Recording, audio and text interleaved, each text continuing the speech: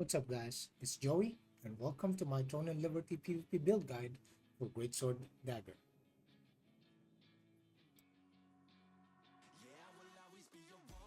Alright, let's get started. This is one of many ways you can build your Greatsword Dagger.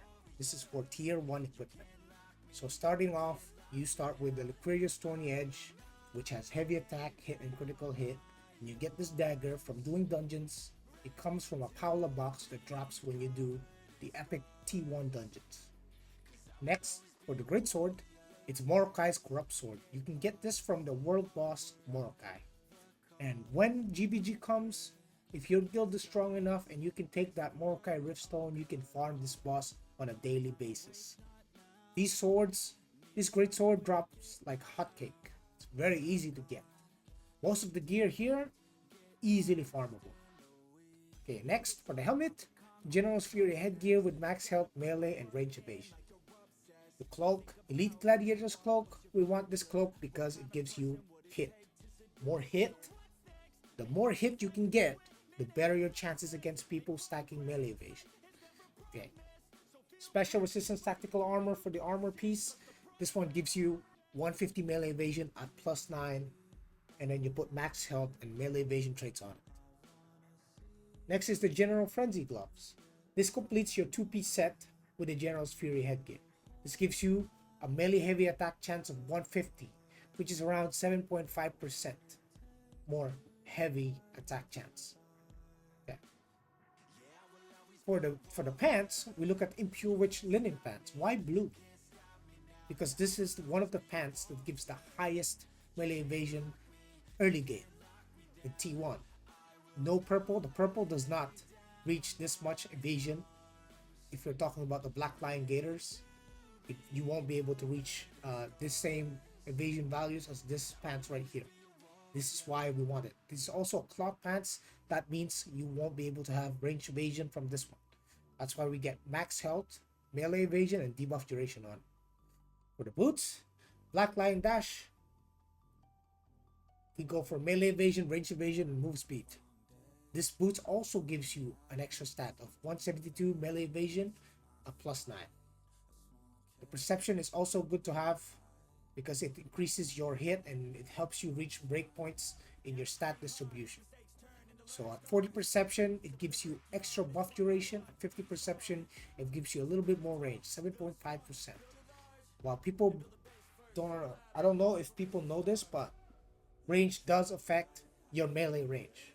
So the more range you can have, the longer the range your Greatsword. So that means instead of like being around 2 meters, as you can see here, the range is 2.5. It can bring you somewhere around 2.7 or even maybe 3 meters if you stack enough range on the other rings. Okay, so moving forward, Slaughter's Collar, melee evasion, strength, best in slot for this kind of build. Put max health, skill damage boost, and buff duration. These are the most important traits you'll ever have on any accessory that's offensive. Okay, so the bracers, you can farm this off Aquarius from the T1 dungeon. They give you 6 perception and bonus damage. I would also like to highlight that bonus damage is not the same as your max damage. Bonus damage is only damage they add on top of every hit you make. So let's say you deal 1000 damage on any of your attacks, your damage will increase to 1013 with this bonus damage.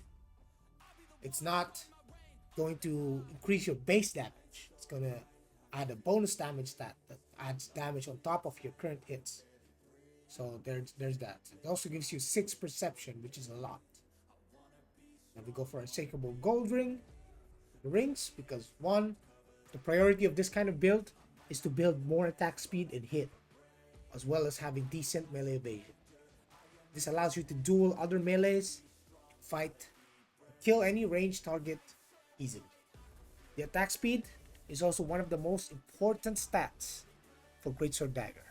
The number one stat for Greatsword Dagger will be hit, because there is no point for your attacks if they don't land.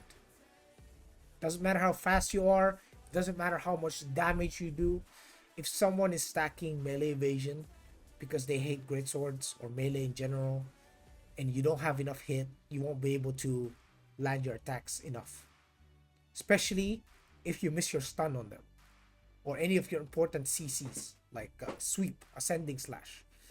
Stun and ascending slash, if these two abilities miss, it will be hard for a Greatsword Dagger to lock down their targets. Next, Lethal Fortune Ring. Yes, the OG blue ring. It's still best in slot even to this day. A lot of people still use this ring. Even in T2, they still use this ring because there is no item that can match the stats on this. Even if, let's say, you get the T2 Silence Blade Band, which also gives dex and attack speed. Look at this. It gives you an extra silence chance, which is irrelevant for you because you're there to stun them anyway. You're going to stun them anyway, silence or not.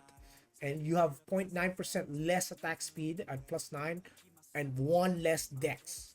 So you can see, for some reason, a blue ring is way better than a purple ring that you can get from T2 dungeons.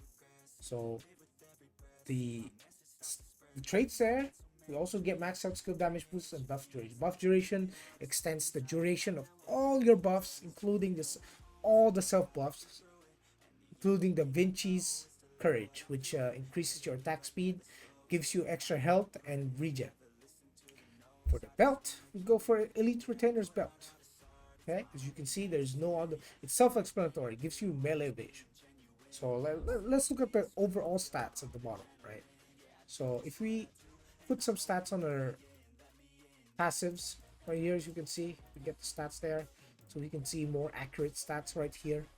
You see that we have a baseline of 1700 melee evasion. This build, as you can see, 350 hit, 457 hit. If you add that and then calculate based on the HP you can get, you should have an extra 2000 HP from the passive. The passive is called, what is this? That one. Robust Constitution, right there. So it gives you an extra 2150 health. So 13, so that's 150 times 2.02. You get 300 extra hit. Where is this coming from? Where's this extra hit coming from? It's from Vital Force. So basically, as you can see, magic melee and range hit increased by 2.02 per 100 of current health. So if you have 15,000 health, divided by 100, that's 150. That's where we got the value. Multiply that by 2.02, that's 300 extra hit on top of what you already have, which is 807. So you'll be sitting at 1110 hit. If you add food, the PvP food, which is routine, it gives you plus 90 hit. That brings you at a baseline of, at an overall total of 1200 hit, which is pretty good. This at the start, at the early game, this is pretty good. Not to mention you also have a lot of melee evasion, right? And then if you have you have here, as you can see, 700, only 720 range evasion. You use the Shadow Walker to increase that 720 by another 690 in value right there. So you'll be sitting at 1410 range evasion. Where most range at this time of the game, they'll be sitting around 600 to 800 hit. So you'll be having a lot of range evasion still. So ideally, if you really don't want to get hit, you would push that evasion all the way up to somewhere around 1800. That way you can dodge most or evade most of the attacks, because T1 is evasion meta, guys. Evasion meta. And also, as you can see the stats here, you have 22% attack speed. How do we calculate what our final attack speed would be? So you see the attack speed here is 0.675 seconds, right? So 0.675 times 0.2256. See, you will have 0.675 minus 0.299. You will be sitting at 0.376 attack speed. After the this is going to be a final attack speed. It's pretty fast, isn't it? Like, if you recalculate that again, because we might be wrong here. 0.15, there you go. So I think yeah, 0.675 minus 0.15. I think that was too fast. This is your final attack speed. Sorry, not the other one. The other one was ridiculous. Like too fast. 0.525 at base is fast, and if you apply Da Vinci Scourge, which is another 15%, you multiply that by 0.15, 0.07, 0.525 minus 0.07, you end up with a 0.455 attack speed. You know why this value is so good? Because everything as a greatsword relies on your opener. The faster you can land your stuns with enough hit, your CC, the less time your enemies have time to react. Okay? First and foremost, yeah, let's not forget, what skills do we use? Passives. Vicious Fangs, Assassin's Instinct, Fretful Edge, Shadow Walker, yes. Assassin Step, mana. You need mana. And you can choose between Barbar. Yeah, there, never mind. We go Cold Warrior. Because it increases your heavy attack. So looking at this, we have HP, hit, evasion, mana regen, and move speed. Okay, this is inaccurate. The website says attack speed, but in reality, it's actually just move speed and mana regen. Does not give you attack speed in game. Okay, but at epic, but rare upgrade, you get mana regen for 84 mana regen for 6 seconds. Right, 9 seconds at night. Very important. Then Assassin's Instincts increases your crit hit. So this build, let's also take a look at our crit hit. How much crit hit do we have? Let's look at this. 340 milli crit hit. And then the final is plus 289. Plus, if you epic won this, plus 2. Should be around 260, 250. I know the final value is 290. So you'll be having around 919 crit hit overall. But you can also have more because of Vicious Fangs. Vicious Fangs increases your crit hit by another additional 226 additional crit hit. That puts you at 1200 crit hit overall when you use Inject Venom. So how does the active skills look like for Greatsword, right? First, Flag and Brawl.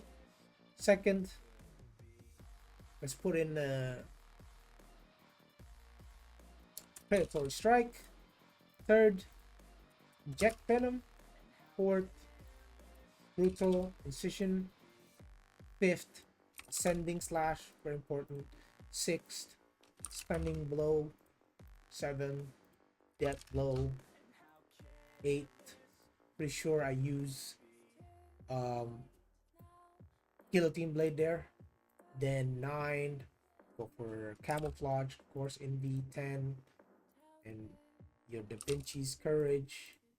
11, we use Shadow Strike, and 12, we use Precision Dash, or you can use Ankle Strike. So Precision Dash will allow you for more gap closers if you miss your Shadow Strike. If you don't have anything to gap close, you can use that, but I use Ankle Strike in my builds. So here we're looking at these abilities right here. So the rotation generally goes, always start with Shadow Strike into a Stunning Blow, or you can go with the Shadow Strike into an Ascending Slash. Both of them are good. You can start with whatever. If you want to mix up your combos, sure, but make sure when you gap close, the first priority you have is to CC the target, because if they can see you coming and they know that you're going to gap close, they will immediately use their iframes, which is the block blade if you have Dagger, or Iron Point Parry, or the other Qs in general, to perfectly dodge, perfectly block your attacks. If you fail to land Stunning Blow or Ascending Slash, you will be in trouble. These two abilities have 24 seconds cooldown, which is quite long, and you'll have to do everything in your power to make sure this lands. Otherwise, you have to back out and reset. That's basically it. This class is a pure combo class. It's a dueling class. You are the king of 1v1, especially against ranged. No range will be able to beat you if you know exactly what you're doing, if you know how to mix up your combos, if they already know that they can predict, let's say they can predict that they know when you shadow strike them that you're going to stun them immediately, they're gonna press Q immediately as fast as they can to perfectly block that Q, or I mean that stun or any CC. So what you can do then is shadow strike and then use a Valiant Brawl. This will drain their stamina, which removes them. It removes their ability to have any defensive against you. When they're out of stam, you can just freely stun them anytime you want. But the opener usually starts with you going Camouflage Cloak, popping Da Vinci's Courage, popping Inject Venom for the extra crit hit. Then you can either walk up to them and stun them, or if they're far from you, you can Shadow Strike into a stun, or Shadow Strike into a Ascending Slash. So basically the rotation of the combo would be Shadow Strike, Ascending Slash, Guillotine Blade, Stun, Death Blow, Ankle Strike, Predator Strike, Brutal Incision, and then Valiant Brawl. So as Valiant Brawl is your filler. You should never use this in the middle of your combos because this is a long duration attack. This is a 4-hit attack. You'll be able to land both Predator Strike and Brutal Incision before the Valiant Brawl even finishes. So basically that's it. This is what our build for T1 looks like. Okay. Anyway, guys, this is pretty much it for my T1 PvP build for global release. And I probably will make another video for T2, which will be an advanced Greatsword Dagger PvP build guide, which will showcase all the meta gears for T2. But for now, this is what I got for you, and see you in the next one. Peace.